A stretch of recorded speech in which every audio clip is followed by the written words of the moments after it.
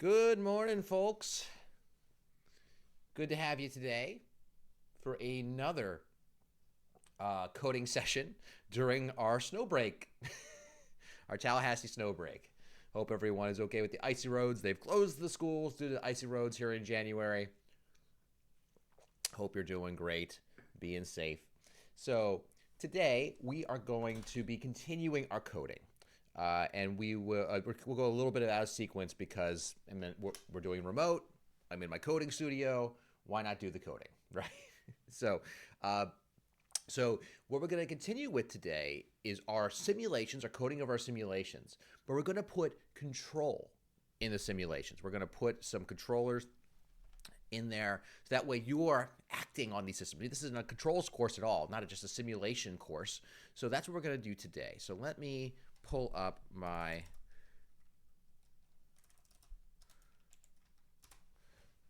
hopefully you can see my board here. Actually, wrong one. Okay. Okay, so we've got today, which is the 23rd. All right. And we're going to be controlling dynamical systems. What I mean is we're going to be adding control into our simulations we've already made. Okay, so to date,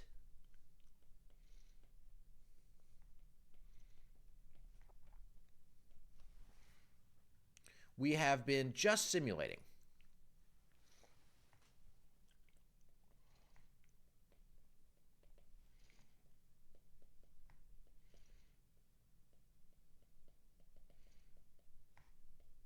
Dynamical systems.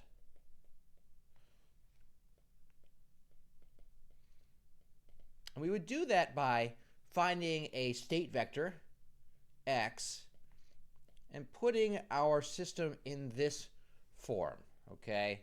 Call that state space form for any nonlinear system, okay?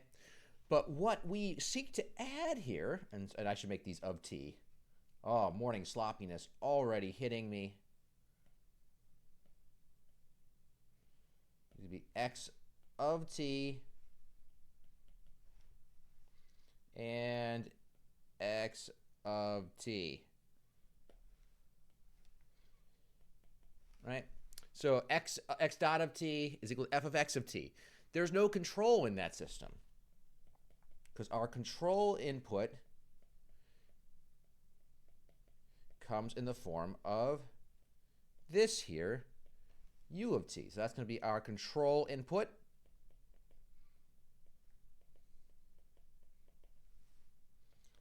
And of course, this is our state vector. All right. So let's do a quick review of how we would put the controller in something like our simplest simulation that we've been running a few times, which was our pendulum. Let's do our example of a pendulum. I'm going to code it up in MATLAB. Pendulum with actuation. Okay. We got our pendulum. It's upside down. Oh, look at that pendulum swinging around. Well, I guess, yeah, it's not upside down. Typically, they start down. Okay. We got some angle theta of t acting under gravity. It has some length like that. Okay. And we're going to add actuation. We're going to add an ability to control this pendulum. We're going to put a motor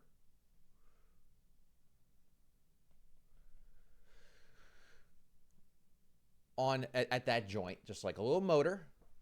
And we're going to be able to add to it, this is an arrow, some tau of t. Some tau of t. That's our torque. That's an input torque. A control torque. Now, who gets to choose that? We do. We get to choose that, okay? So we would need to come up with equations of motion that have both the states and our control input, which is not too hard. We'll kind of cut to the chase on this one so we get to actually coding it. Recalling that our state vector, x of t, had two states, theta and theta dot of t. We've seen this a few times. Feel free to go back and review why we came up with theta and theta dot of t. And our control input vector, u of t, our input here is tau of t. We've defined it as such. Okay? There you go. There's our state and our input. All right? So in order to simulate and do all our analysis, we're going to put it into state space form. State space form. Where the first derivative of x with respect to time, x dot, is equal to f of x of t, u of t. We've seen this a lot. I'm going to want to put it in that form. In order to put it in that form, we need to know the equations of motion, which I will quickly derive for you. You've already seen theta double dot is equal to minus g over L sine theta. For a pendulum, we've derived that. However, we now have an additional torque on there. So if you were to sum all the torques about the origin or at any point on the system, you would end up with another term, tau of t, over ml squared. Okay? These are our equations of motion. All right? Apologies. So you'll note now, unlike before, mass actually shows up. Look at that. In the original equations of motion for the system, minus g over L sine of theta of t has no mass. The pendulum swinging was irrespective of mass if there's no other torques acting on it. Now it does. Okay. This basically because it ends up being the case because the acceleration is torque over the moment of inertia, which in this case is ml squared. That's why it ends up being that term. Feel free to derive that yourself. But the point is we've now gotten to this point, and we want to put it into state space form, where x of t is equal to theta of t, theta dot of t, all in a vector, a two row, one column, so one vector. X dot of t is going to be equal to theta dot of t, the derivative of the first term with respect to time, and the derivative of our second term with respect to time, which becomes theta double dot of t, which when put in terms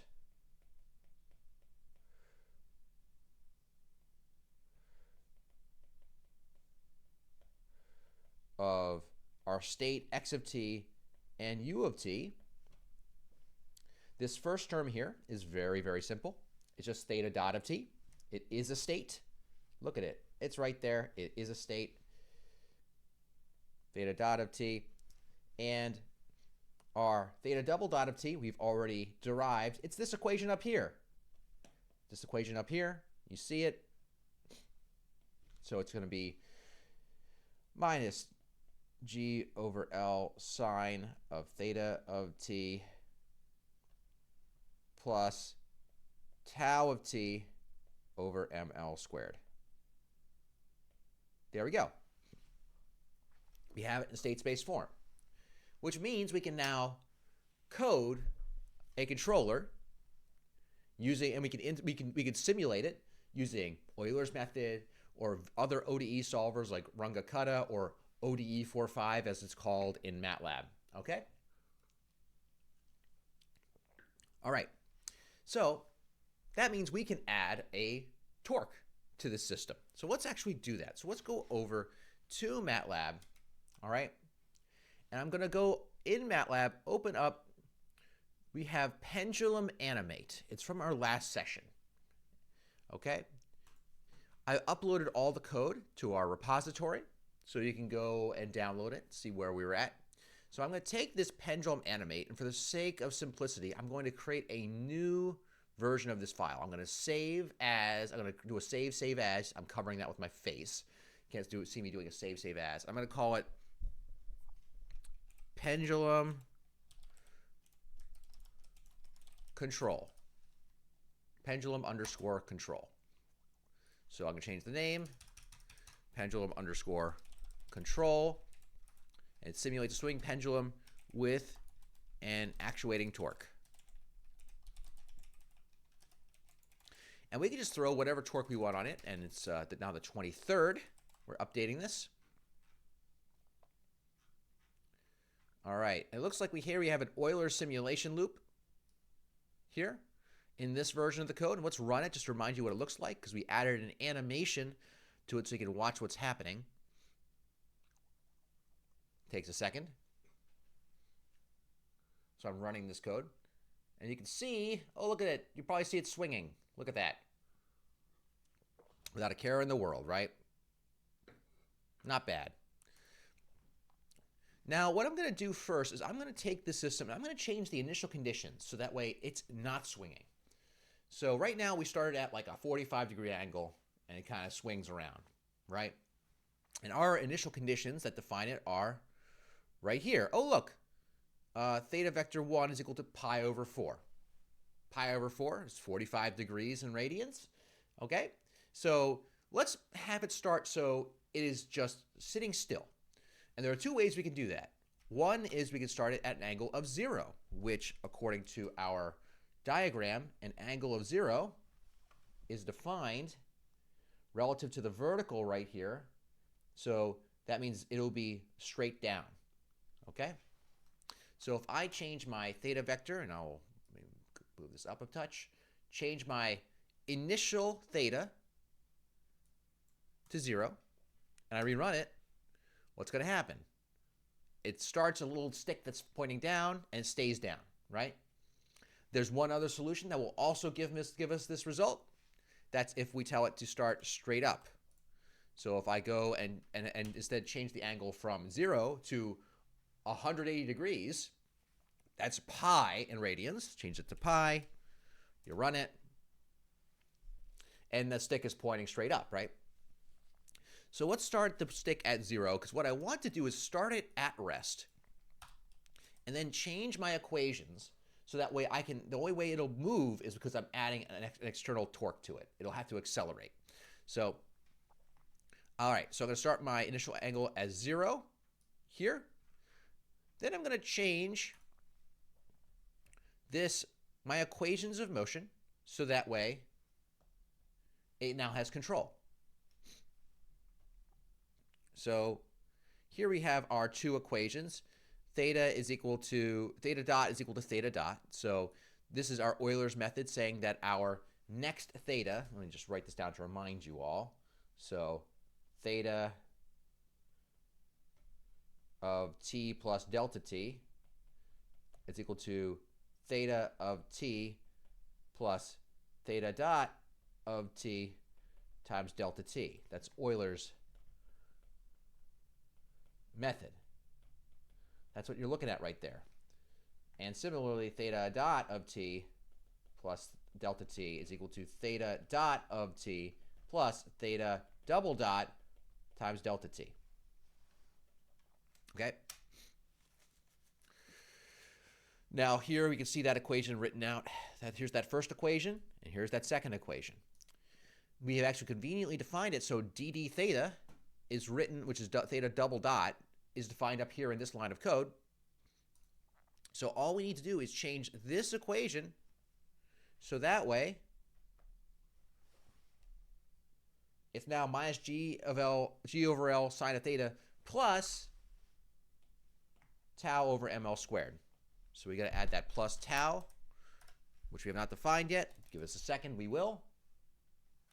Divided by m quantity, m times L squared. Okay? We have not defined tau, but if we define tau to be, say, 0, a constant 0, look what happens. Oh, you can even see our pendulum starts at rest and stays at rest. You can't see that right there. There we go. Now let's add a positive torque to it. Let's add a positive torque of 1. And then the units, the SI units of torque, the standard units of torque in metric or standard international is Newton meters. So 1 Newton meter. Let's add it. Look at that. It's kind of like jiggling a little bit. It's slowing down for some reason. Maybe it's my computer. There we go. It's kind of going, wah, wah, wah. That's because you're applying a constant torque and it's like oscillating around the point that it would be at rest if you had that torque. So let's change that torque to 10. See what happens. Ready? Whoa. Whoa. Look at that. It's going super fast, okay? It's hyperspeed. Accelerates without bound. Do something in the middle. We're just playing around to show that it works is what we're doing right now. Hey, let's look. Look, here we go. Here's a torque of 5. It's waving around, okay? It's applying a torque in this direction, and it kind of oscillates around it, right? So it's just going to keep moving. There's no friction in the system, so it's just going to keep sliding around. So now we can add a torque. Great. How cool. Let's add a controller. Let's add a controller. So let's go recall our controller here. So let's add a controller. What I mean is let's add a closed loop feedback controller. Because what I just gave you was an open loop feed forward controller. Open loop or feed forward, whatever you want to call it, okay? Because what you just saw was a block diagram where we had some control input U of t going into our plant, which was our pendulum, and then out came our output theta of t, right? This is open loop. Now let's close the loop, where we're now going to have as our input a desired angle. We'll call it theta desired, theta DES. All right? And that's going to go into, remember our friend, the summing junction? That's going to go into some feedback controller, which then provides our U of t, our input, to our plant, and it comes out as theta of t. And because it's a closed loop controller, we're going to close the loop right back. It's going to go in this summing junction as negative and being subtracted off of this positive signal. Okay, we talked about this. So that means that this signal here, theta desired, will have theta of t subtracted from it. So this here is this signal. That's going to be theta desired of t minus theta, the actual theta of t. And that has a special name, right? It's called the error.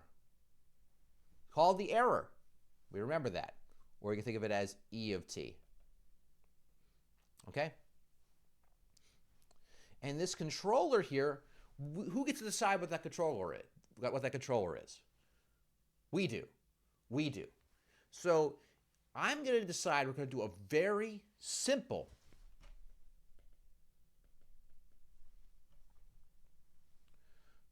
feedback controller.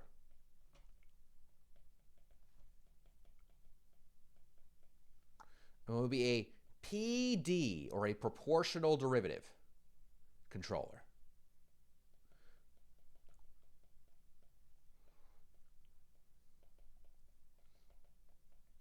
And we recall that the proportional derivative controller is where your control input U of t is proportional by some constant k. We'll call this k sub p because it's a particular constant. K, another name for a big constant k, capital K, is a gain. A gain. G-A-I-N. And you multiply it by your error. That your control input is proportional to your error. And that's the P term, the proportional term. And then you have your KD, which is your derivative term. Apologies for repeating myself. It's been a while since we talked about this, where the KD, the derivative term, is proportional to the time derivative of your error here, okay? Well, my friends, if our error, E of t, is equal to our theta desired, who gets to decide the theta desired? We do. We desire it, right? We get to decide where we want it to go. Minus our actual angle, theta of t. That means that we can substitute this E of t into here. The only thing is, what is E dot of t? What is that? Well, let's take the time derivative of E of t. Well, the time derivative is theta dot desired minus theta dot.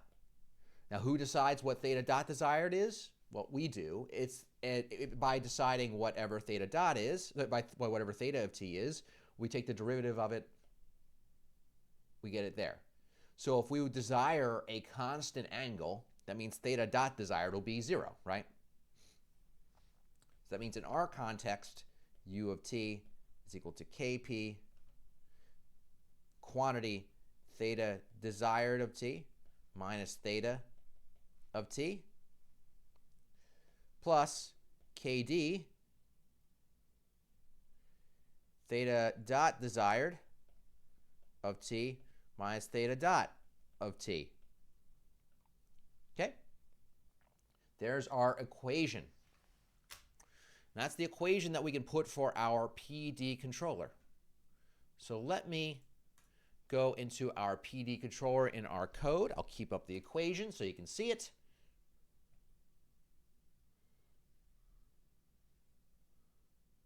Okay, at least as best as you can at this scale. So here in the code, we have right now tau is equal to 5 Newton meters. Let's change that. So now it's not some open loop, some feed forward number of 5. It's now a feedback term, which means it's equal to some Kp times, which we will define at some later date. We'll have to define it after this. All right, times theta desired, which we have yet to define, but we get to decide what that is. All right, minus theta of t, which means theta at the current time value. That's this right here. That's theta vector iter. That's the theta at the current time value. I'm copying and I'm pasting, okay? Theta vector iter. So here's the proportional term. To keep this all clean for you, I'm going to do a plus, and I'm going to do a dot, dot, dot to put this on the next line so you can see it with my giant font. All right, times Kd, which we also have not yet defined. Thankfully, we get to decide what that is. Times d theta desired. I think we've also not yet defined, but we know what we will know what we want. All right, minus d theta, which is vector iter, which is the current velocity, theta dot, right? And that's it, right? That's our PD controller. We'll call that our PD controller. That's simple. PD controller, it's in there. Now we still have to define things like Kp. We have to define Kd. These are our gains. So let's actually define those here. Our gains, Kp and Kd. Now, we've not covered in this class how to find out what those gains are. And again, you can take an entire course of different ways to choose these. Here in this class, we're going to be defining them via optimization and optimal control techniques, like things like the linear quadratic regulator, which we haven't gotten to yet. So for now, I'm going to put my thumb in the wind and say, hey, Kp, 10.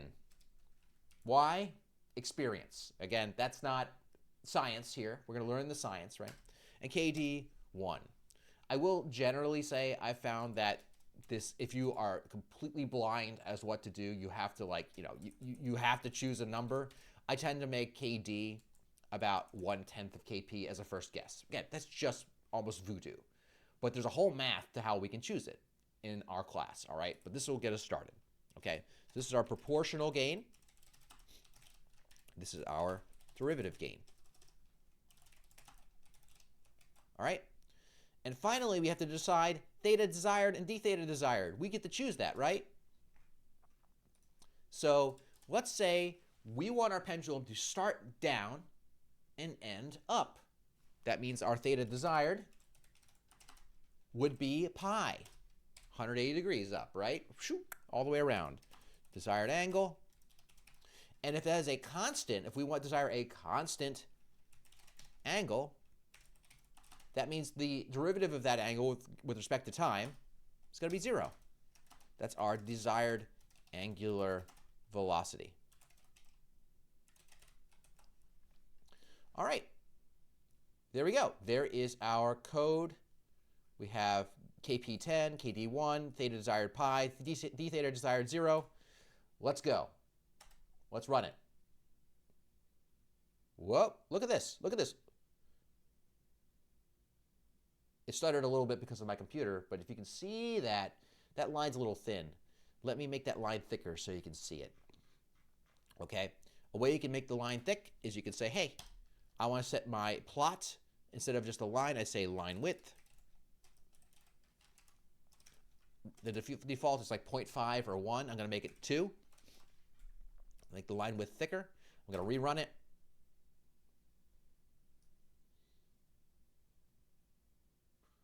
And look at that. It's kind of getting there. It overshoots. It goes too far. Comes back, comes back, comes back, and eventually settles out. And you can see it in this beautiful simulation plot. Look at this. Angle, radians over time. Look at that. Boom. See that? Not bad. Now, I'm imagining if you want this pendulum to behave better, you know, we decide what better means. Maybe we don't want it to overshoot like that, okay? How can we fix that? Well, we could actually change the gains.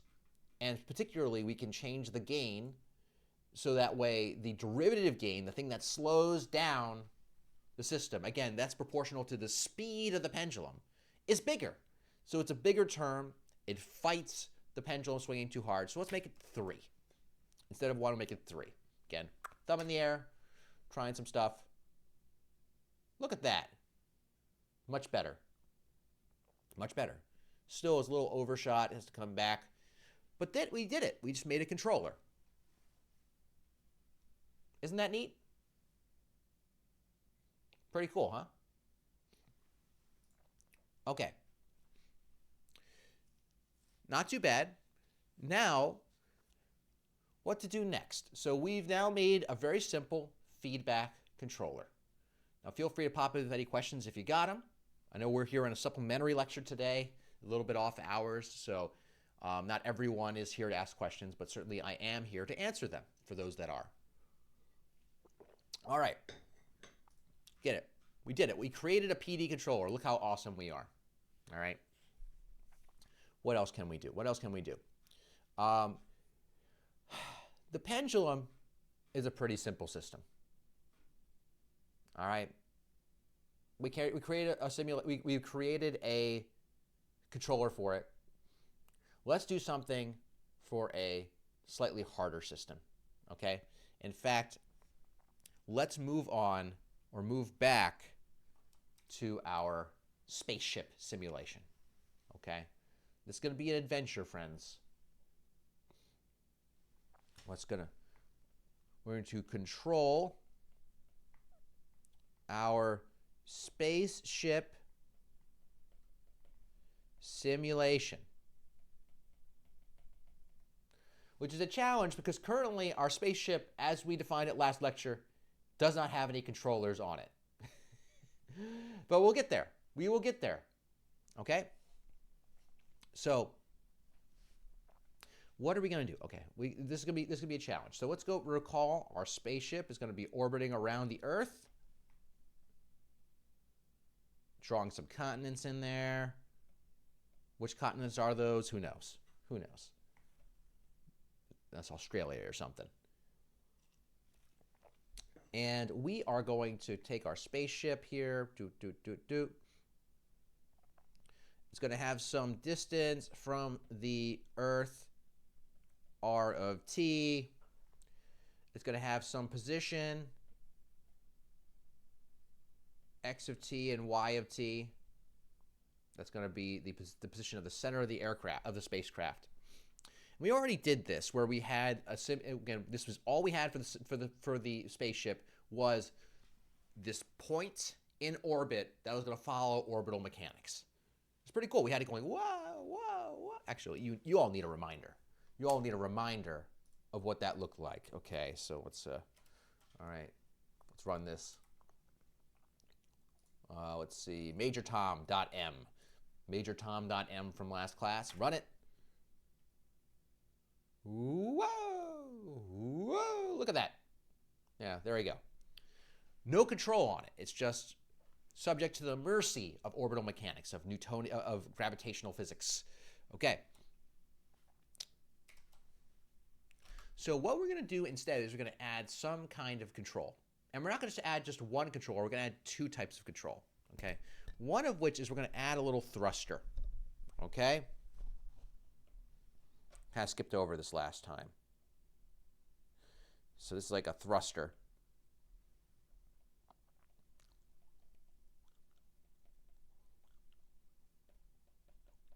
F of t. And it's going to provide a force just in the direction of the pointed angle of the aircraft, which means that we're going to have an angle to this aircraft. So what we're going to define here, let me zoom in a touch, is we're going to say, hey, here's horizontal, and the angle of this aircraft is going to be some theta of t. Okay? Some theta of t. So whatever angle that aircraft's in, that is the angle of which we're going to thrust, push, we're going to push, okay? And since we have the angle of an aircraft, a spacecraft, we're also going to create a way to change the angle of a spacecraft.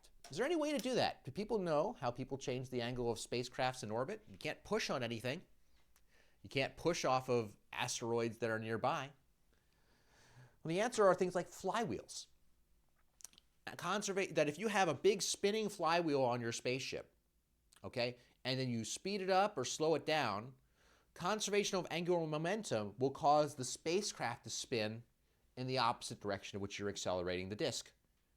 Okay? Conservation of angular momentum, but also the interaction of the torques on the spaceship is what causes that to happen. But in any case, we're also going to add the ability to twist the ship. So let's call this tau of t. So we have a flywheel, tau of t, that twists the ship. Sorry, it's a little messy there. But you have an angle. Let's see, we got let me get rid of this thing. That thing is a little confusing. So we have an angle, theta of t. We have a torque, tau of t. So this is going to change our equations of motion. All right? Okay. So one thing we'll recall is if we pull up, before we had our equations of motion. So we have our equations of motion with no theta of t or inputs.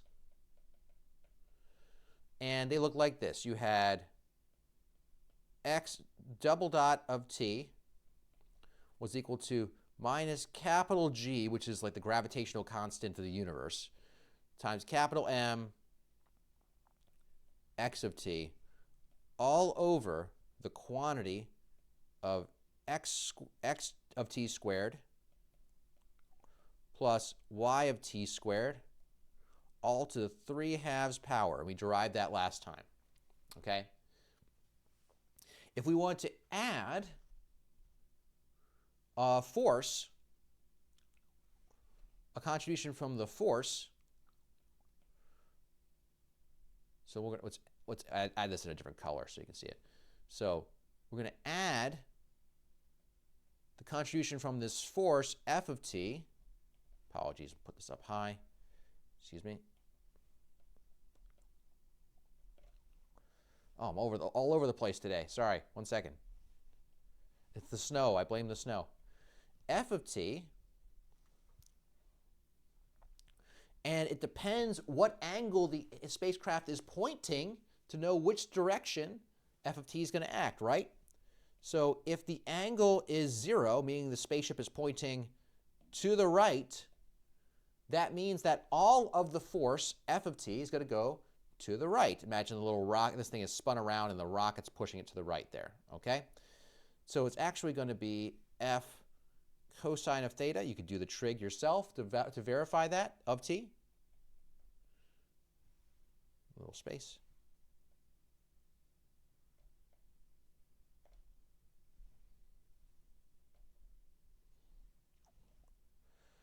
Fix my sloppiness this morning. Cosine theta of t all over the mass of the spacecraft. Just like before with the pendulum, the mass of the pendulum did not matter until we added this external torque or force. Same thing with the spacecraft. Funny thing about gravity, right? Funny thing about gravity. Masses tend to cancel until you have external forces, other external forces acting on them. Okay, now we've added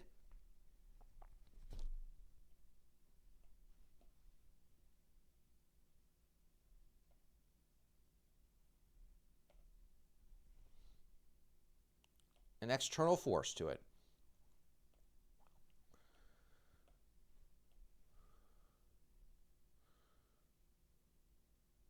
F of t. All right, same deal with y of t. It's going to be equal to minus g capital M y of t over x of t squared plus y of t squared to the 3/2 power. But now we're going to add another color to this, little red here, plus f of t, and it will be sine of theta of t all over m. Done. Now we added this thruster. So whatever that thruster is deciding to do, okay, that's how it gets added to our equations. However, we might notice that we now have this theta of t in here that wasn't there before. So we're actually going to need equations of motion to decide that theta of t, because theta of t is not going to be a control input. It's going to be a state, as you'll find out, okay? And just by the sum of the torques, let me just give a little point out here. We're going to have a little sum of the torques is going to be equal to the moment of inertia, capital I, theta double dot of t. That's the moment of inertia. Not to be confused with the identity matrix, which we'll talk about later. Okay? If you use that equation, you can find out pretty easily that theta double dot of t is equal to the sum of your torques. You only have one torque on your system. That's tau of t over your moment of inertia, which we have not yet defined, so we'll actually just call it capital I. So 1 over I tau of t. So here we have our equations of motion. We want to change our simulation so that we can now simulate this, right? Also with the control, also with these control torques. How do we do that? Well, we're going to have to reevaluate, number one, how many states do we have? We used to have 4 states. X, x dot, y, y dot. That's it. Now, let's count up the highest and lowest order derivatives of all of our time-varying quantities, okay? I see, and let's write this out. So let's say number of states.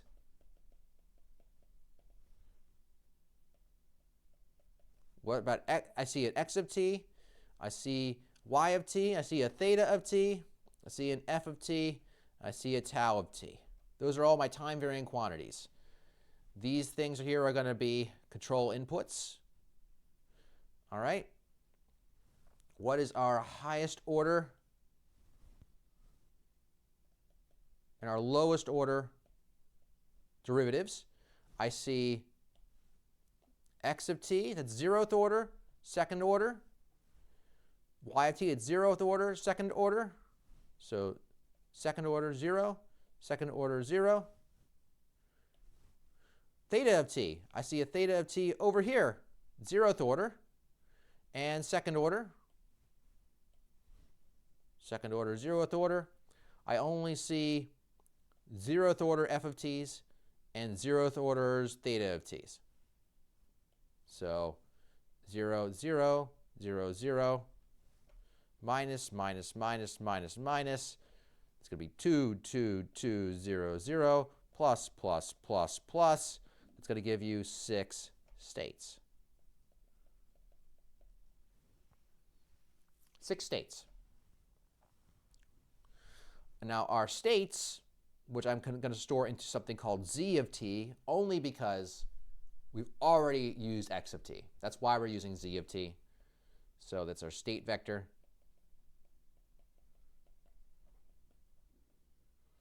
Okay.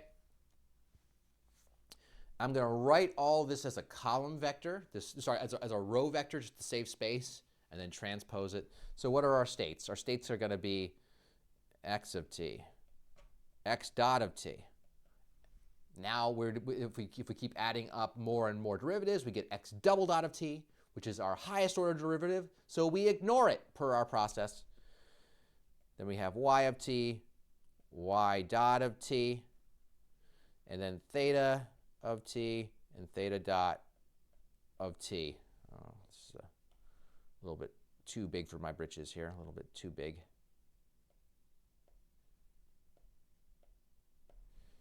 There you go. There's our state vector. I put a little transpose here, meaning it's going to turn that row into a column. Just as a convenient way to write this in a way that fits on my screen nicely, right? So x dot, y dot, theta, theta dot of t. Great. Okay, now we need to write this in state space form.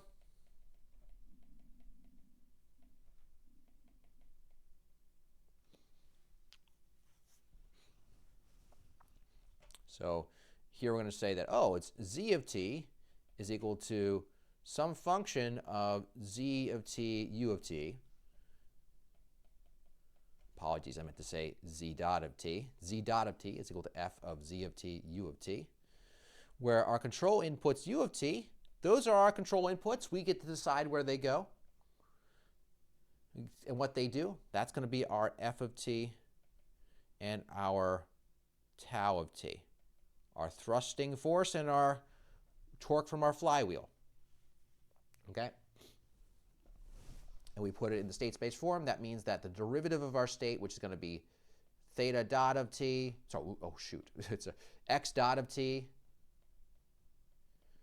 That's the derivative of our first state is x dot. Derivative of our second state is x double dot. Y dot, y double dot, all of t, theta dot, and theta double dot. And that'll show me for trying to bracket in my vector too early. And now we're going to write that in terms of our states and inputs. Okay? So x dot is a state.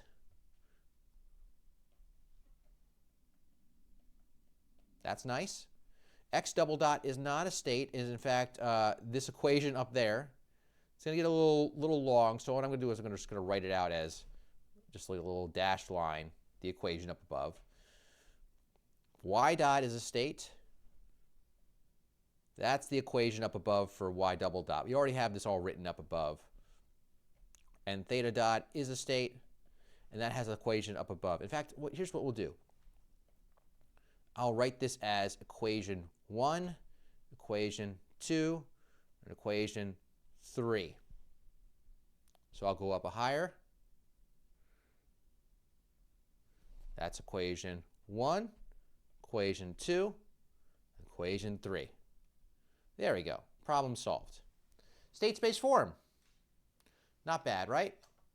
Not bad at all. Okay. So we did it. We have our spaceship dynamics with a little thruster, with a little flywheel that's going to twist it around, all in state space form. How cool are we? How cool are we? And we got a whole half an hour left to mess around with this. And boy, will we. Boy, will we. Okay. Back to our code. So here we have our code from last time. We have majortom.m. Now, Major Tom, reference to the Space Oddity song of a spaceship getting lost into space that we want to bring home eventually in the sequel song.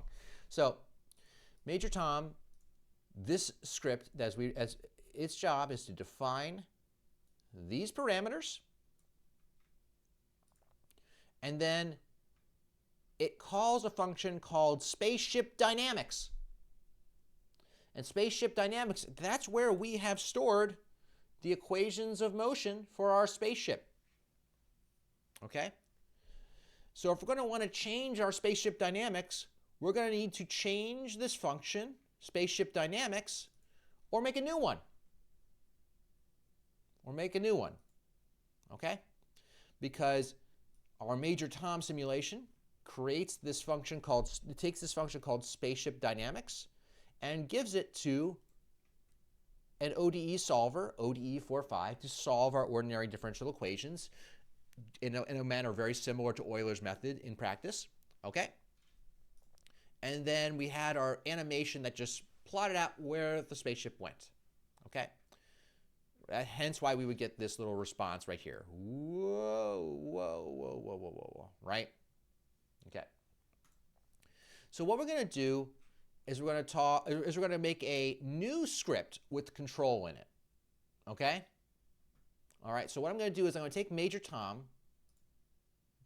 So I'm saving majortom.m, doing a save as. I'm going to call it majortom ground control.m. Majortom ground control.m. Okay? We're going to be on the 23rd. We are now. We are copying and pasting this code and changing it over. Okay? All right. Now, we also need to change our spaceship dynamics. So currently we have a function called spaceship dynamics that's in this file here. So feel free to open that up. What we're going to do is we're going to also make a new version of this function here. We're going to save it. And we're going to call it spaceship, instead of spaceship dynamics, I'm going to call it spaceship control. I'll show you what I called it, spaceship control. Okay, spaceship control, change the name of the file to that, and then the top line of the file that defines the function there, boom, spaceship control. So now we have a new script, Major Tom ground control, and spaceship control, which actually does the spaceship control, which actually has our dynamics in there. Okay? All right, let's go back to Major Tom ground control. What needs to change here? Well, we're going to have to change some things, not the least of which is the number of states in our system. Okay? We went from having 4 states to now 6 states, right? And you can see that here with our initial condition. This is our initial condition, which is defining the initial condition for our first state, which is, where is it? X of t. Then our second state, x dot of t. And then our third state, y of t, etc. But now we also have to have our angles, theta of t and theta dot of t at the end here, right? So let's add 0, semicolon 0. Let's just start it at, so it's pointing away from the Earth, okay? With 0 angle, right? Okay. And because our system has 6 states, that means that when we go to spaceship control, our ODE function, our function that defines our ordinary differential equation, now doesn't return the derivatives of 4 states, it returns the derivatives of 6 states. Okay? So a couple of things here. So let's add a couple of things. So instead of our dz, which is our derivative of our states, being a 4x1, a vector with 4 elements, it now has a 6x1 vector of 6 elements. We now have 6 states. Okay? That's one thing. Also, we're going to have to return more derivatives of states. So we're going to say dz5 is equal to what? Well, according to our equations of motion, it's equal to theta dot of t, which is our 6th state. So the derivative of our 5th state is equal to our 6th state, so is equal to z6. Okay? And the derivative of our 6th state is equal to this equation number 3 here, which we need to add. Equation number 3 is equal to tau of t, I. So we've not defined tau of t, but we'll just write tau. We've not defined I either. Oh well, we'll define that later as well. That's going to be our moment of inertia. Okay? We're going to add that to our parameters for our system, is what we'll need to do. Okay? And additionally, we're going to have to take these other equations here and add in this f of t cosine of theta of t, and then our f of t sine of theta of t to this. So let's start up here. Let's add some force. We'll call it capital F. We'll define it later. Okay? Add it and define it later. Times the cosine of theta of t. Well, what is theta of t? Well, theta of t is one of our states. In fact, let's write it up here in our comments. Our 5th state is theta of t, right? And our 6th state is d theta of t. So it's our 5th state. Therefore, of our state vector we call z, because z is coming in here, right? It's z5. That's our 5th state, f cosine of theta, divided by m. Okay? Per our equation right there. Now, scroll down to our second equation, shown right there, very similar, plus f times sine of theta of t, which is still our 5th state, z5, all divided by m. We're pretty close to this working. We just need to define f and tau and I. Now, I'm going to define inside of this function what our controller is. So we're going to say control is going to be f is just equal to 0. I'm just going to start with the force being equal to 0. It's just a test. Can I get this code to run? F is equal to 0, and tau is equal to 0. Okay? So this should be really, for the most part, no different in terms of the trajectory of where this thing's going to go, because f and tau are, because f and tau are 0. We're not applying any control, right? And we need to define I, okay, which is our moment of inertia, okay? So it would be ideal if this is a parameter that we could pass it in as a parameter just like we did with all these other parameters. So we got to pass them in from our calling script, which was Major Tom ground control. So let's go back to Major Tom ground control. Let's create a new function right at the parameters. Let's create a new parameter I, and let's make it 1, okay? And this is the moment of inertia, and that's going to be in kilogram meters squared is the units for inertia. You remember that from introductory physics, okay? And that also means that we have this structure that passes in all of our parameters to our spaceship dynamics. We have this param structure that gets passed into our spaceship dynamics. Oh, we have to should change the name of this as well, friends. So, but we're going to say params.I, we're going to pass it is equal to I. We go back to spaceship control. We say that I is equal to params.I. So spaceship control will receive these parameters. We will then take m out of the parameter structure and say, hey, m is equal to that. We're going to store it in these local variables, m, g, and I. And there, it is now passed in. It is now inside of the function, so it has access to it here.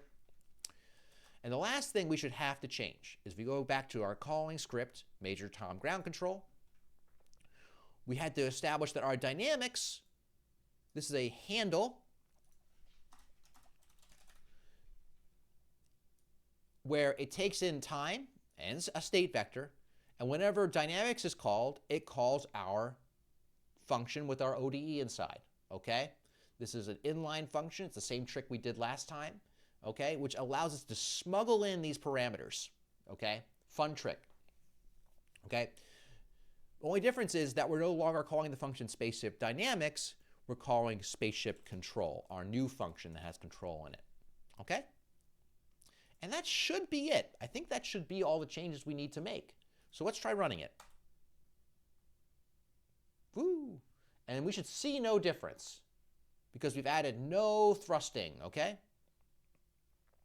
However, we now have a thruster attached to our spaceship. Let's go back to our spaceship, show you what it looks like. Here we go. Here's our spaceship. And our spaceship here right now looks like it's pointing in that direction, okay? Let's actually have it point that way. Okay, so that's angle 0, and let's turn on the thrusters. So it's going to be trying to push away from the Earth while it already has a big velocity going up. So let's add a force. See if we can get it to be different, something different to happen. Okay, let's add I don't know how big of a force we're going to need here. It is a rocket stuff, but let's try 10, see if anything looks different. I actually wonder. We'll see. Okay, I changed the force to 10 inside of spaceship control. It's a constant force, a feed-forward controller, if you will, right? No feedback. And then we're going to run the simulation again. I changed it to 10. I saved. And I go back and run my main script again. No, not a huge difference yet. It's okay. It's okay. What we're going to do is we're going to make it 100. See if we can get that to make a difference. Okay. Changing the torque to force to 100. Little different. It might be a little different, actually. Not sure. Let's go 1,000.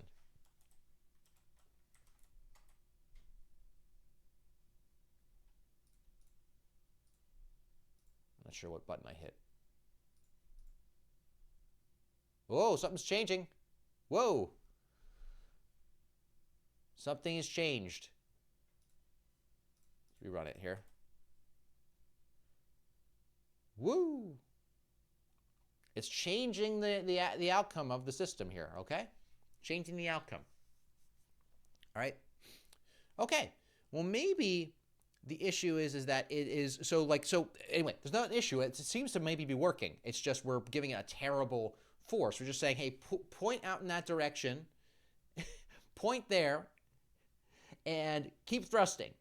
Not a good way to do an orbit, right? Not a good way to do an orbit. So we can add a force. We could also add a torque. Now, the torque might create some craziness. I'm going to make the torque as 0.2. This is going to try to spin the spacecraft while it's also going to be thrusting at 1,000. This just might create chaos. So it's going to be spinning and it's going to be thrusting. We're going to be just murdering Tom on this. Ooh, not too bad, actually.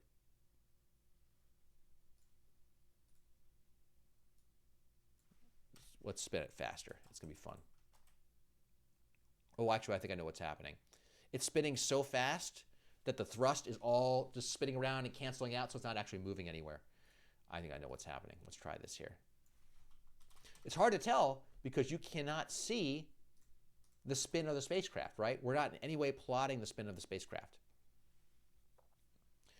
So let's plot the spin of the spacecraft. This is going to be a cool little endeavor. Everybody ready for this? Instead of this little tiny little red circle, which doesn't show you anything about the spin of the spacecraft, let's do something different. Okay? Let's actually plot this little shape here okay? So we can actually see the orientation of it when it rotates. All right, let's do that. So what I want to do, I'm going to take you on a little adventure for how to plot that thing. And this is where we're going to try to finish up today. We're going to try to make this plot better so we can see what's happening with the spaceship. But we will stop at a feed-forward controller for this. Feedback control for the spacecraft is going to be a little trickier than just a good old-fashioned PD controller, okay? But when we get to trajectory optimization, which will be one of our upcoming topics, trajectory optimization is going to allow us to optimize an orbit for this spacecraft and all the thrusting and twisting it's going to need to do to create some kind of orbit. And that works for spacecraft. It also works for robots. It works for all kinds of physical systems that you want to plan how you want them to behave. And the trajectory optimization will help us get there. So let's go back to my board here. So this is just a little, we're going to be plotting shapes. Plotting / rotating shapes in plots. Okay? So first, the shapes part of this. Okay? In MATLAB, if we want to draw lines, we can use the plot command.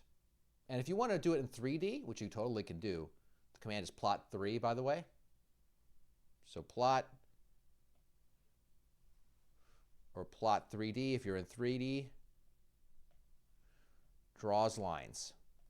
And every plotting code, any plotting software will have something like that. Python will have a matplotlib functions that will plot lines, right? And similarly, but if you want to plot shapes, okay, there's something in MATLAB called the fill command. So that's plot, say fill,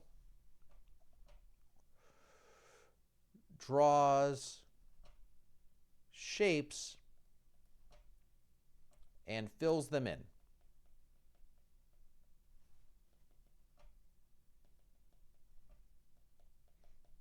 With color. There's also something called the patch command, which is extremely similar. Okay, extremely similar. Fill will work just fine for the purposes of what we're doing here today. And the fill command, you give it X points, just like you would in a vector of X points, just like you would with plotting. Y points, just like you would with plotting. And you would give it some parameters like color, just like you would with plotting. Okay? And I'll give you an example how it works. So let's say we wanted to draw the shape, draw a square. Okay? And we wanted to draw the square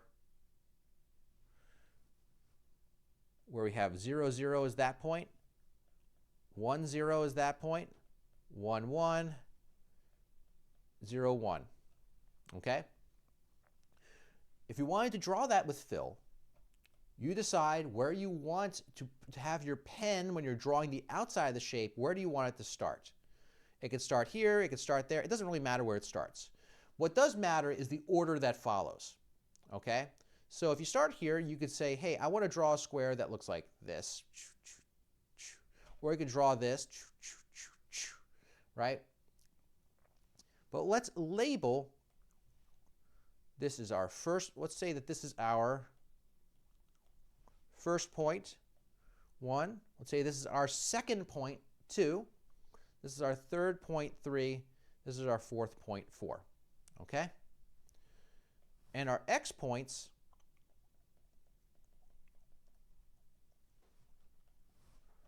we'll want to follow that order. Okay? You don't need this last one here. Okay. So our X points, we will look at, we'll create a vector where we look at the X point number 1, 2, 3, and 4. So 0, 1, 1, 0. 0, 1, 1, 0. Y points.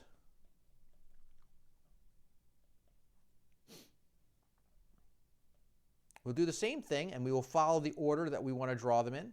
And it'll be 0, 0, 1, 1.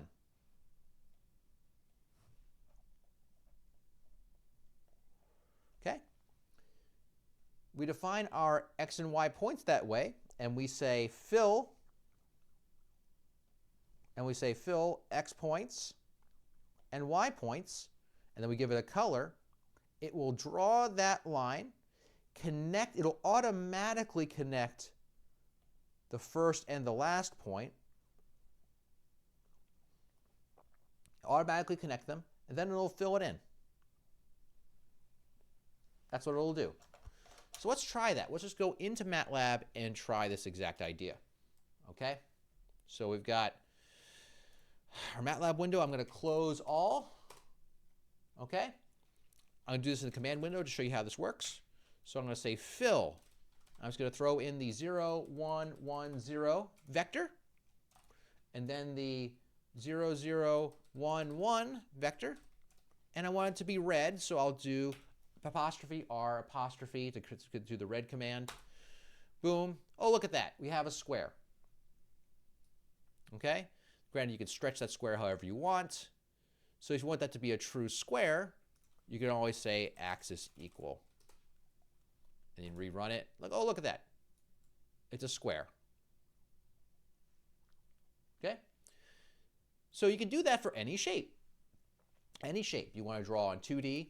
So if we want to draw our spaceship, okay, let's go back to our spaceship. So our example of spaceship.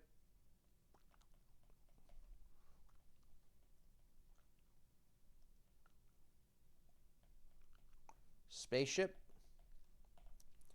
So I'm going to say, hey, when our spaceship is at an angle of 0 degrees, so it's pointing out to that way, my spaceship is going to look like this. Okay, if you ever played the game Asteroids, this is kind of what the spaceship looks like. All right? And I'm going to center the spaceship at 0, 0. So that way the center is at 0, 0, roughly. So I'm going to say that this value here, I'm going to put this one at 1, 0. Okay? And I'm going to put this value over here at -1, minus 0.5. And this one's going to be at -1, positive 0.5 in the x and y. And this right here is going to be minus 0.5, 0. Okay? Those are my 4 points. Okay? So if I'm going to draw this with having some x points and y points,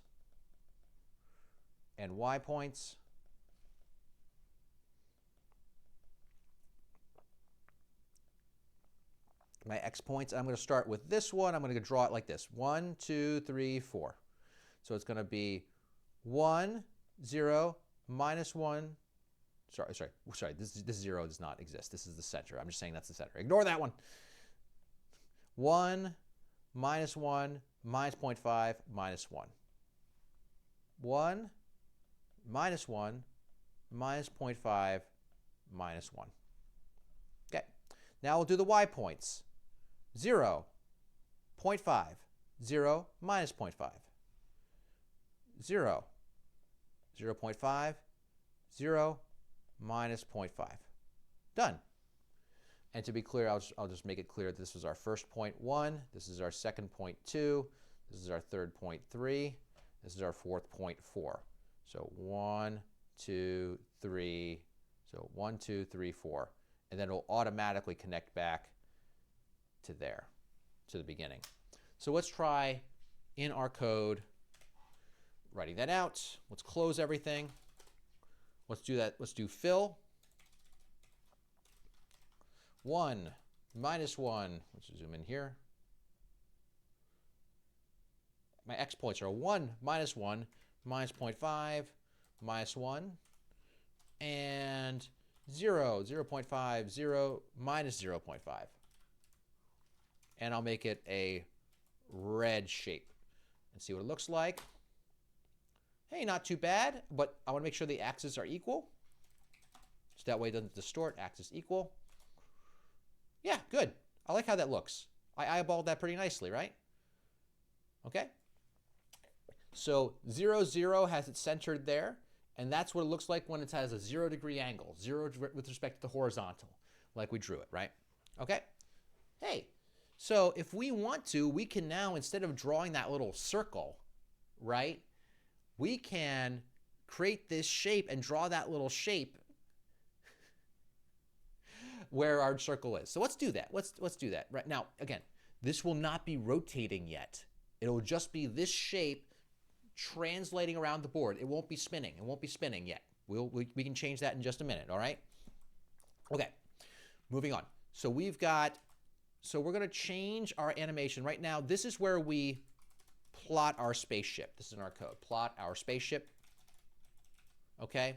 I'm going to comment this code real quick so I keep it. I hit Control R on my keyboard. It can be different commands if you're on a Mac. Okay, I'm just going to copy and paste it. So instead of doing a plot, okay, I want to do a fill command. All right, well, let me get rid of this for a second. I'm sorry. So I love that spaceship that I made. It looks so good. Okay, so I'm going to define it up here. I'm going to say X spaceship. So say X points spaceship or ship. Our X points were 1, minus 1, minus 0.5, minus 1, as you can see on my iPad right there.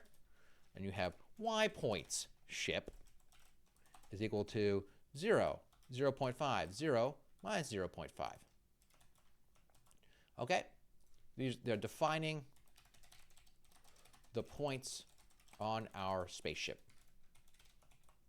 Not bad, right? Okay? So that means that I could say fill X points ship, comma, Y points ship, and we'll make it a red spaceship. Okay? All right. So let's run this. It's not going to work quite right for reasons that will be obvious in a moment, but let's see if we can get it to run without an error. Okay? Let's run it. It's running, but you don't see a spaceship anywhere. Okay? For number one, look at the size of that axis. It says 10 to the 7th power. We're looking at something the size of the solar system, and we're trying to find a spaceship which we have drawn to be 2 meters wide. We will not see it, right? We're not going to see it. So we have to make it artificially bigger so we can see it on the scale of the solar system. All right, number one. So what we're going to do is we're going to multiply. We're going to scale up this number. So we're just going to multiply all these points, and it'll scale up the entire spaceship. Let's make it like 1/10 the radius of the Earth so we can see it. All right, so Earth is capital R divided by 10. The radius of the Earth, so times R divided by 10. Let's see if we can at least see it now. Okay? We'll run it, see if we can see it. There you go. We can kind of see it. It's a little small, but we can see it. Make it bigger. All right. You can at least see it. I'm going to make it divided by 5 so you can see it a little bit bigger. Okay? And we'll draw the Earth as well, because why not? And if you have to go, friends, I totally understand. I'm going to keep recording because I want to finish this nice simulation of the spacecraft. And this will be useful information for how you're going to simulate your systems for homeworks and also for your project. So it's good to have animation. So I made it bigger. Okay. Nice. So it's big enough now. But of course you see when I run my code, it's not moving, right? It's still drawing that line that shows where it's going over time, but it's not moving my spaceship. But that's okay. I can translate my spaceship, okay, by saying, hey, don't draw it at the X point ship at where they are centered around the origin, which is how we drew it right here, right? We centered it around 0. Let's shift the spaceship by where the actual location is, which we already have. X anim iter contains the X coordinate of the spaceship. How about that? So let's add x anim iter to the x coordinate of our spaceship. All right? And for the y coordinates, do the same thing. Let's add y anim iter, which was our vector containing the y component, the y positions of our spaceship. I'll do a little dot, dot, dot, an ellipsis, so you can put this on 2 lines. Now it should move the spaceship to wherever it should be actually drawn in the animation. Let's try it. Let's run it and try it. Whoa, look at that. See it? It's moving it. Great. Awesome, cool.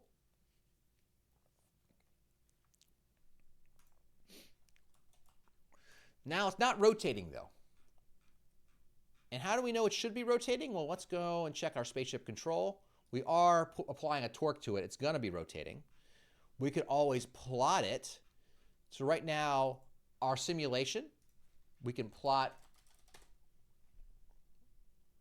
if we want to plot what our rotation is over time, we can look in our states that come out of the simulation, and we could plot our time, and we could plot the angle over time. Now, our angle is which state, which number state? It is our 5th state, right?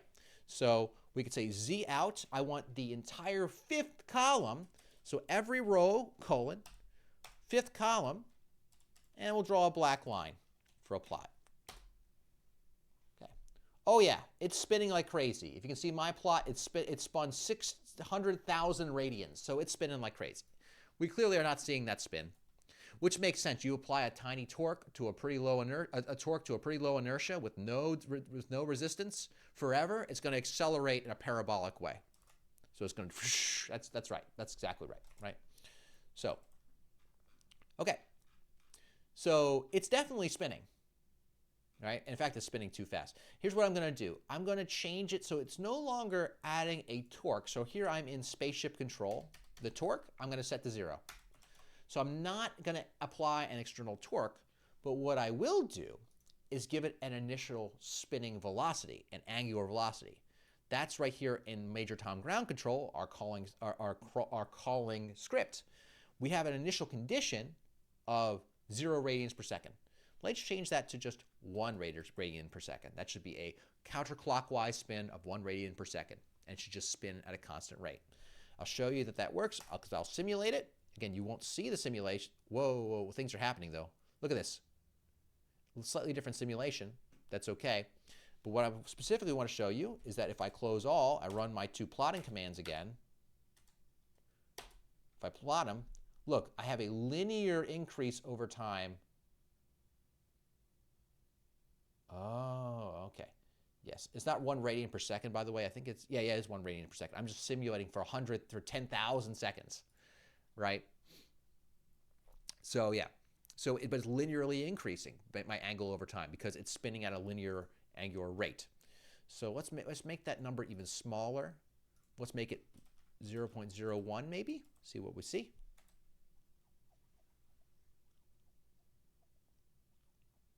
Things are changing. Close all. Okay, yeah. So it's spinning a couple full revolutions. Looking at that, it's about 10 revolutions or more, really 14 or so. Let's make it 0.02. 0.02.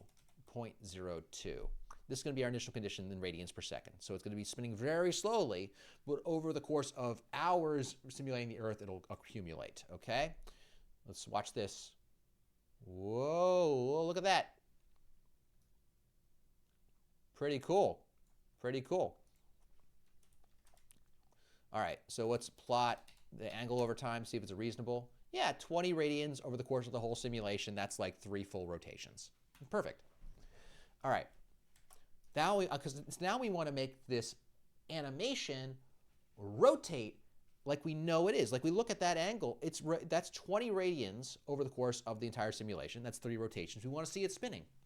So in order to do this, we're going to introduce something called the rotation matrix. And this is all for animation purposes and graphics and things, but it's pretty simple and straightforward and interesting to do.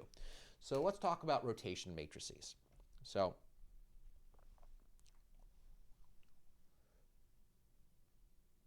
all right, rotating points about the origin. You can rotate points about the origin. Let's say you have a coordinate where it has in a vector x, y. Okay? So this is x, y. So there you go. It's some arbitrary coordinate x, y. And you want to take it and you want to rotate that vector by some angle theta. So about the origin. So it becomes that. We'll call that x prime, y prime. So a little apostrophe. Okay? How would you do that? Okay? There's a simple trick called the rotation matrix R. So that if you want x prime, y prime, you multiply some big capital R, matrix R, times x and y. This is a rotation matrix. And a 2D rotation matrix, R, is cosine of theta minus sine of theta, sine of theta, cosine of theta. Okay? Simple rotation matrix R. Okay? So let's try this out. What I'm going to do is I'm going to create back in my code here a very simple example. I'm going to clear everything. I'm just going to do stuff in the workspace and close all. I'm going to define x as being 1 and y as being 1. And I'm going to plot x and y. I'm just going to make it a point. Let's make it a black x. And I'm going to set the axes. So that way it's pretty clear what you see everything. It's -2 to 2 and -2 to 2 on the x and y. And for the sake of simplicity, I'm going to make this axis equal so it's easy to see. I'm going to run it. And there we go. Sorry, I'm going to do axis equal first. There's a reason. So the reason I'd like to do axis equal first is because one can kind of override the other. I think that's a better order to do it. Perfect. Great. Awesome. There's my point. There's the origin in the middle right here. I want to rotate that by some angle theta. Okay? So I'm going to create some angle theta. I'm going to say, let's say 90 degrees. And 90 degrees is pi over 2. Okay? I'm going to make this rotation matrix, as you can see right here. Make that in MATLAB. R is cosine of theta minus sine of theta. Next row, which is a semicolon, positive sine of theta. This is for 2D rotations that are clockwise, about the origin, and cosine of theta. There are similarly 3D rotation matrices you can totally do. The Wikipedia article is actually quite good for it. There's R. Okay? I've defined it. So now I'm going to create x prime. So, okay. And so the way I can create some new points, I'll call it P. I'm going to multiply R times the vector x and y, just like I had, R times x and y. And it's going to create some new vector I'm going to call P, which is going to contain x prime and y prime. Okay? There's P. Okay? So let's say I want to hold. So now I'm going to want to plot that new point. Okay? First, I'm going to hold my previous plot, which I believe is still there, right? Is it still there? If not, I'll just I'll replot it. There it is. It's plotted. You just can't see it. It's hidden behind stuff. So I'm going to hold on to keep that plot on so I don't blow it away. And I'm going to say plot P1 P2, which is my second coordinate. That's my x and my y down there, okay? My x prime, y prime. I'm going to make this a red x, okay? Plot. Now I'm going to try to pull up that plot. There you go. That black x is then going to be rotated 90 degrees to that x. Don't believe me? Well, let's plot them instead of being points. Let's plot them as vectors from the origin, okay? Let me close everything. I'm going to go back to where I originally plotted x and y. And instead of plotting just the point, I'm going to plot a line from 0 to that point and 0 to that point. And run it. I'm sorry, I'm going to need it to be, hold off. Okay, I need it to be, instead of a kx, I'm just going to make it a k line. Okay? There we go. So instead of an x, it's just a line. Now I'm going to plot the rotated version of this. So I'm going to hold on. Hold on. I'm going to plot P1, and it's going to be a line from 0 to P1 and 0 to P2. I'm going to, instead of x's, it's going to be a line. And these vectors should be rotated by 90 degrees. You should see a nice right angle between them if I do that right. Pull it up. Look at that. Beautiful right angle between them. So that means that this point here at this edge, I've rotated about the origin 90 degrees. And so I can use this rotation matrix to then rotate not just one point, but all of the points in my cool shape that I just made right here. See it? See the cool shape? I'm going to rotate that by whatever angle the spaceship is at using a rotation matrix. Got to rotate all 4 points. And here's a cool thing. In order to rotate all the points, I could just do a loop where I pick, oh, here's point number 1. I could rotate this point first, and then next point, and then the next point, and then the next point, and then say, these are my 4 points, and now draw it. You can do that. But there's an easier way. That if x is a row vector and y is a row vector of points, okay?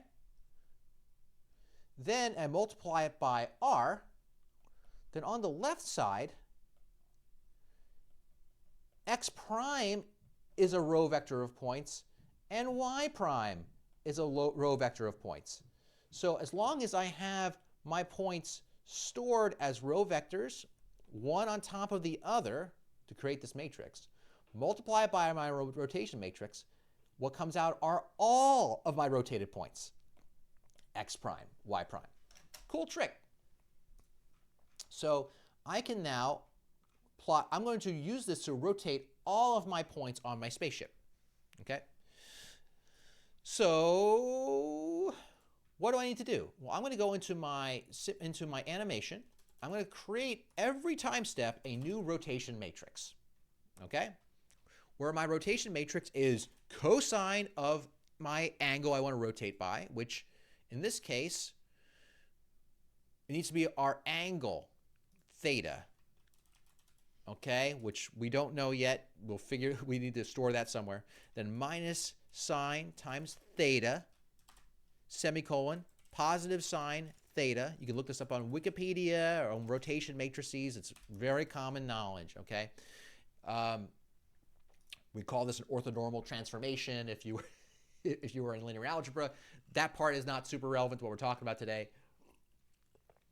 That's our rotation matrix, if we know what theta is. But what is theta? Now recall that when we are animating, let me get rid of that here. When we are animating, we want to find the exact points at which we want to animate our x points and our y points at the particular points in time that we're animating it, at all those different frames, right? So we did this interpolation technique. Well, we can do this exact same interpolation technique with theta anim. We could say that interp 1, we're going to look at all of our simulation data, T out, all of our simulation data for our animation, for simulation data for our angle, which is our angle is going to be all our entire fifth column, colon, comma, 5. But we only want to know what it is at the times we want to animate. So this gives us theta anim. And our animation loop loops through that animation, all those iterations, okay? Loops through all those different time frames. And we could say, hey, theta is equal to theta anim iter. So this creates a rotation matrix at every frame of the animation. Now all we need to do is multiply by our x points and y points. So our x points and y points. So we'll say our rotated, oh, so you can't see it, okay. Our rotated, so I just added, so right after this, we're going to say our rotated points are going to be equal to r times our x points, which we call that, x points ship. What do we call them? X points ship. X points ship. Perfect. And you can tab complete to make it easier. Semicolon, because we want to put it down below. You see it down below there, right? Semicolon. And then you have y points ship. Okay? Those are your rotated points, which means the rotated points in the very first row, those are the points that are rotated. And the second are the x points, and the second row are all your y points. So now instead of saying we want all of our x points ship, we want our rotated points, and we want the first row. So that means the first row, all the columns. And then for our y points, we want the second row of rotated points. Second row, all the columns.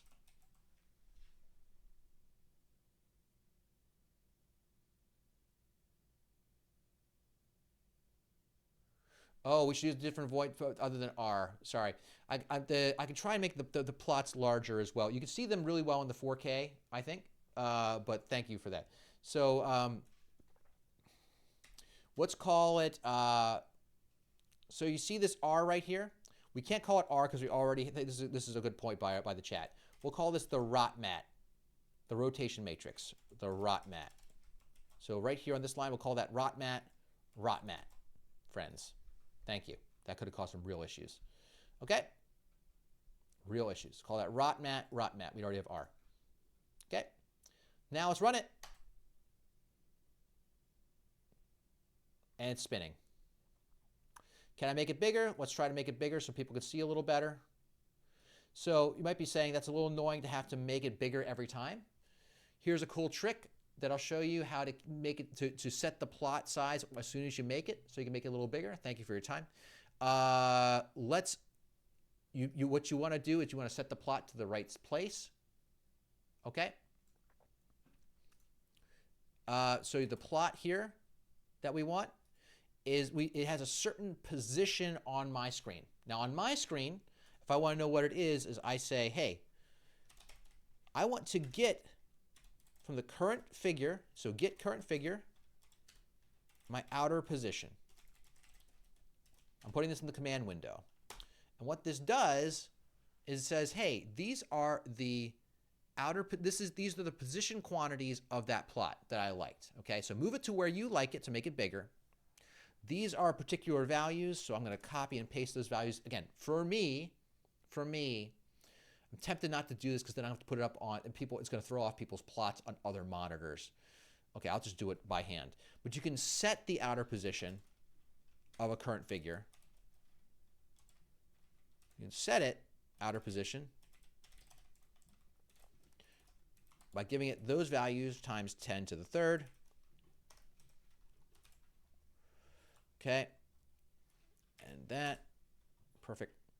So if I have a different plot, I'll make a new figure. There it is. And now I'm going to set the outer position again. Look where it is now. Boom. So every time I'll just try to stretch it out just to make it a little easier on you guys. So, all right. That's what you can do. And I'm going to make the line thickness a little thicker. Line width 2.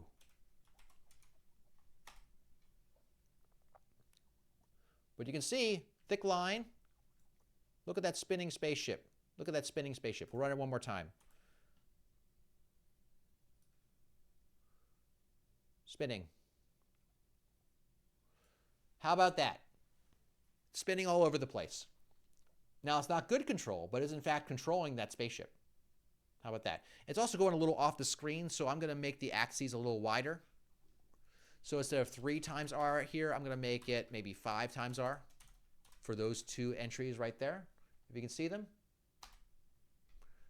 So that way you can see a little bit. Oh, that's the wrong one. I apologize. It's should be the other one. That's the Y coordinate. Make it a little wider so you can see what's happening. Whoa, look at that. Cool. So the one thing we're not actually plotting here is the Earth. We're not plotting the Earth at all. So let's actually plot the Earth. So the way that we would plot the Earth is we can actually draw a circle and fill it in with a color. Okay? And the way we're going to do that is we're just going to define it like we would a unit circle. We're going to say that our x points are going to be around a unit circle where you have some angle. We'll call it, instead of theta, we'll call it alpha. Okay? Where every point is going to be cosine of alpha, sine of alpha, all times the radius of the Earth. So we'll hack that together really quickly in our code. We'll call it y points Earth, or x points Earth. And we can do this with a linspace, okay? We can say that we want to have r, which is the radius of the Earth, times the cosine of a bunch of angles between 0 and 2 pi. So we could say, hey, linspace between 0 and 2 times pi, and let's make 100 points. So 100 points around a circle. Shoo. All right? And if you want the y points of the Earth, it's just r sine of that.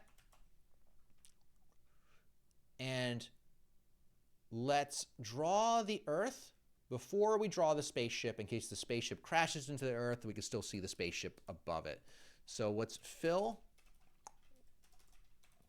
x points Earth, y points Earth, and make it, you can't see that, I apologize. There we go. There we go. All right. So we're going to fill x points Earth, y points Earth, and blue. And blue. That's it. Let's run it. There's the Earth. Woo! There we go. This is a tricky control problem. One that's hard to do with just a PD controller. One that's going to require trajectory optimization. And dare I say, optimization in general. I'll make it bigger for you. Okay.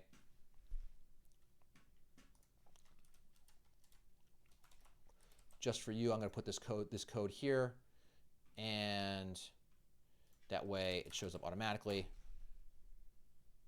There we go. I'm going to delete that for when I put it online, because it won't work for everyone's monitor. So where we're going to go from here is we're going to learn more about optimization, and how we're going to make optimizations, design the motion of this spacecraft and other kinds of systems so it meets our requirements. Okay? And I appreciate you all going a little over, more than a little over with me. This will be up on YouTube within the day. I think this is a lot of fun, though. I hope you enjoyed. And I'll see you all next time.